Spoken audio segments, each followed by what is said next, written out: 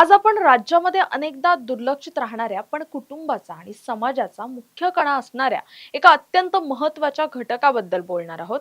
महिला सक्षमीकरणाच्या गप्पा आपण नेहमीच मारतो, पण महाराष्ट्र सरकारने आता केवळ गप्पा न मारता एक अत्यंत ऐतिहासिक आणि ठोस पाऊल उचललंय.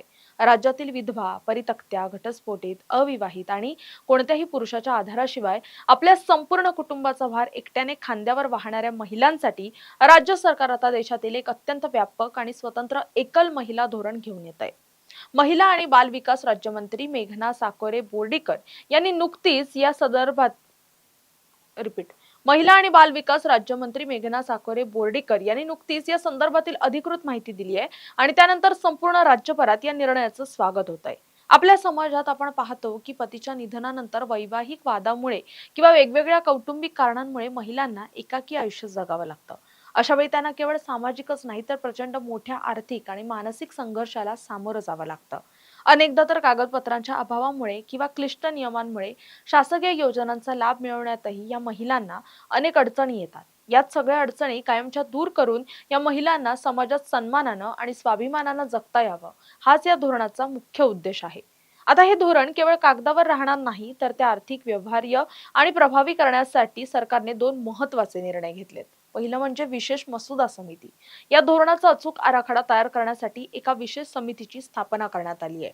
यामध्ये केवळ अधिकारीच नसतील तर या क्षेत्रात काम करणारे अभ्यासक, सामाजिक कार्यकर्ते आणि महिला संघटनांच्या प्रतिनिधींचा सहभाग असेल. दुसरं म्हणजे राज्यस्तरीय सर्वेक्षण. आपल्या राज्यात नेमक्या किती एकल महिला आहेत, त्यांची नेमकी आर्थिक आणि सामाजिक स्थिती काय आहे, त्यांना नक्की कोणत्या समस्या भेडसावत आहेत, याची अगदी अचूक आकडेवारी गोळा करण्यासाठी राज्यभर एक विशेष सर्वेक्षण केलं जाणार आहे.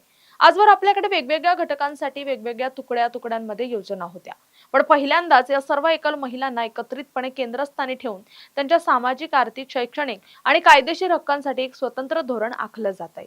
हा प्रयत्न निश्चितच कौतुकास्पद आहे.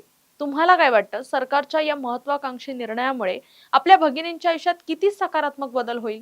कमेंट करून नक्की सांगा. तुर्तास या व्हिडिओत इथेच थांबूयात. तोपर्यंत पाहत राहा टॉप न्यूज मराठी. आपला महाराष्ट्र, आपली बातमी. तुमची car, electric panel, data server आगीपासून सुरक्षित आहे का? नाही? मग आजच बसवा F protect temperature activated fire suppression device.